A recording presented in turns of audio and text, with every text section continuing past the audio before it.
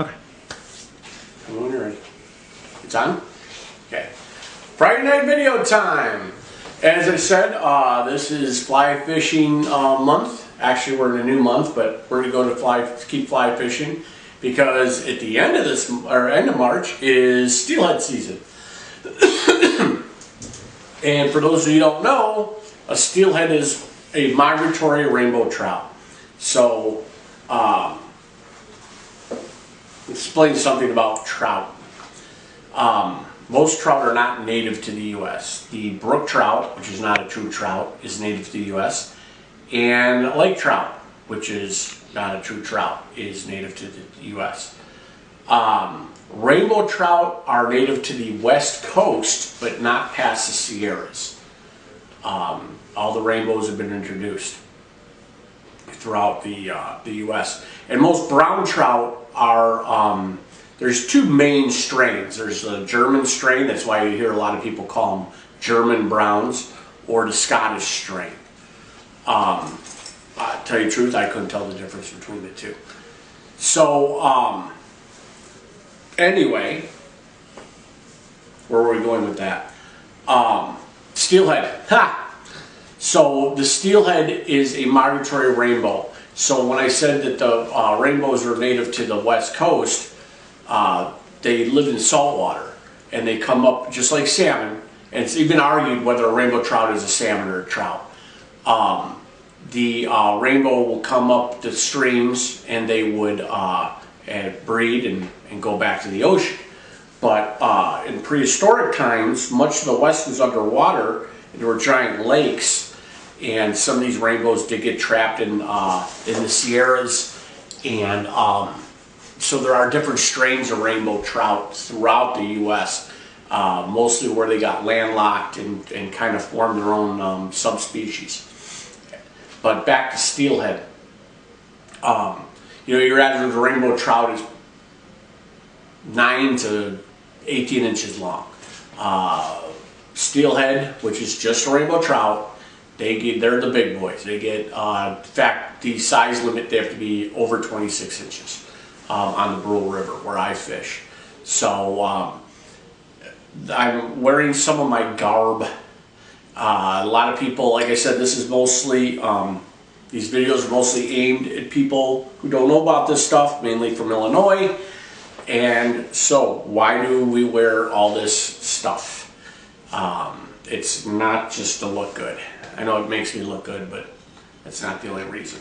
So anyway, when you're on a stream, you're in fast-moving water, so a tackle box is not really efficient, to say the least. So we have fly fishing vests, and all our stuff is in different compartments of the vest. Now, when you're fly fishing, let's say I'm talking about steelhead right now, because they're usually steelhead are hitting what they're hitting. It can actually change on a stream what they're hitting, so you have to be able to adjust. So in my fly fishing vest, normally I will have my flies, and I'll usually on each side of the vest carry something. This is more of a steelhead streamer type fly box, and I've got my egg patterns, I've got big nymphs, woolly buggers, clouds or minnows, and that might be if I'm, you know, I see a good area, I might say, hey, there's something big in there, and I might switch to something like that. That's not normally what I fish with. That would be something I use for steelhead. A normal fly box for me, everyday fishing, would be something like this. And like I said, I don't know if the cameras will pick up on these because the flies are very small.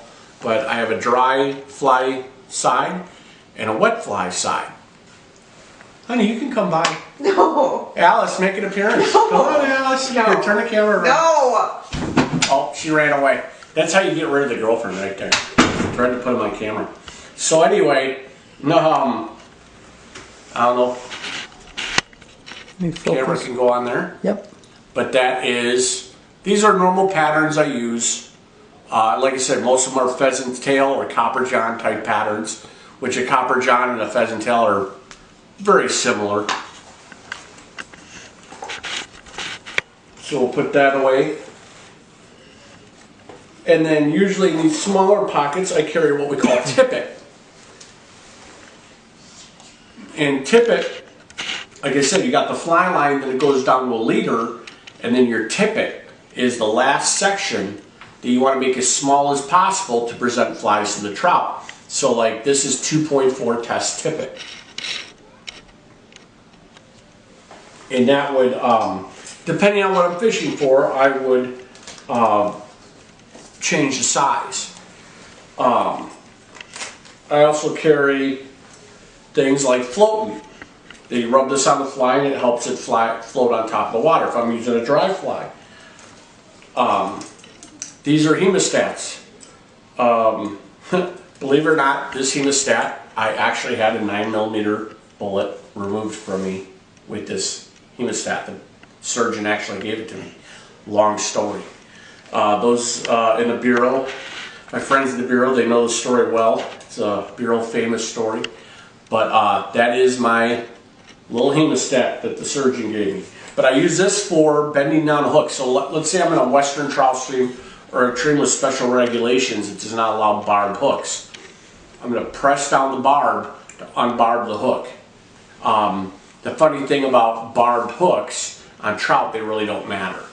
It doesn't matter if it's barbed or not. Trout have a very soft mouth, and if you take any tension off that line, the fish will just spit the hook out. But just to keep myself legal, I always keep a hemostat with me. Another thing I carry, this pocket is weights and floats. So these are what they call strike indicators. They're not bobbers. The difference in a bobber and a strike indicator, you want to come here? Want to say hi? No? Little girl being shy.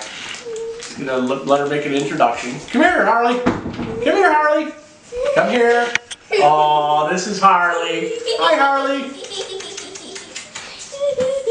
Little giggly thing. So anyway, what a strike indicator does is it tells you what's going on with the fly down below. So as the fly's going along, if it suddenly slows down, even goes backwards, or makes a sudden jerk, it's a possible fish. You might set that hook. You after a while you learn how a strike indicator acts, as opposed to, let's say, bumping on things, snagging on things, or a fish strike. Well, in the same pocket, I carry weights, and these are very small weights, round weights, and I might use that if I'm in a heavy current to get the fly down to where the fish are. What other goodies we have?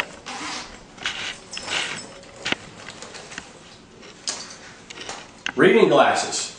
I got old all of a sudden, and the flies are so small to get the line through that eyelet. I am reliant on reading glasses these days. What are you doing, Harley? Harley's doing a maneuver so she doesn't have to be on camera. But anyway, that hopefully for you solves the mystery. And like I said, there's all kinds of pockets in here. So I got my mosquito repellents, all kinds of goodies. What else do I have? I think I have extra leaders somewhere in here. There we go. Extra packs of leaders. Everything I would need on a fly stream. So the last thing is the hat. These are my favorite hats to wear fly fishing. Reason is I can tilt them to keep that sun out. Some people wear polarized glasses. I don't. It's not because I'm against polarized glasses. It's because I'm old and I can only carry so many damn glasses. So usually when I'm fly fishing, I'll actually wear contacts, and then I can pull out the reading glasses to do any fine work I have to do with flies. If I have to wear glasses, then I'm switching back and forth, back and forth. It's a pain in the ass, and I'm not going to put polarized glasses over eyeglasses, and then switch to reading glasses, blah, blah, blah, blah. So I wear the hat, and plus it makes me look really cool. Can you zoom in on that hat? You want to zoom in on the hat? It's a pretty good hat. Kind of in like on the Indiana Jones of the North Woods here. Get a lot of compliments on that hat. I actually got an orange one. Everybody's talking about how cool it was when I was out pheasant hunting with the Oozemeister. By the way, we've got lots of pheasants in the last week, so we've been chowing down on pheasant almost every meal. Uzi. Yeah, Uzi seems real concerned. She had a long day. She was playing with her buddy all day. So anyway, that's it for Friday night video. Next week, if weather permits, we'll do some fly casting. I'll show a little bit about the fly rod, how fly line works. Because it's, like I said, it's more than just casting. The fly line tells you what's going on in the water. It's got to be mended. It's got to drift naturally. It's a lot of stuff. It's constant. It's dynamic. You know, I don't like sitting and fishing because I find that static. Same with like deer hunting. I don't sit in a stand and wait for a deer like a lot of so-called deer hunters. I pursue. I like to make things happen. I don't like static things. I like dynamic things. I don't like to look at a mountain. I like to try to climb the mountain. So that's kind of where I'm coming from. Now, like I said, anyone wants to private message me or set something up, I will be fly fishing the Brule all summer. The Brule is awesome. It's listed as one of the top 100 streams in the U.S. What's funny is a lot of people, when they think of fly fishing, they think Montana, Wyoming. The best streams in the U.S. are in Pennsylvania.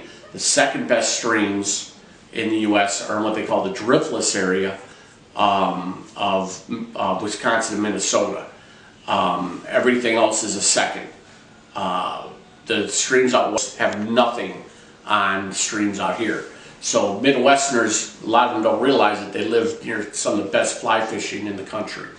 But the Brule River is where I mainly go. So like I said, anyone interested in fly fishing, private message me, write me on Facebook, whatever, don't care. But we'll make it happen. But that's it for now. Out of here.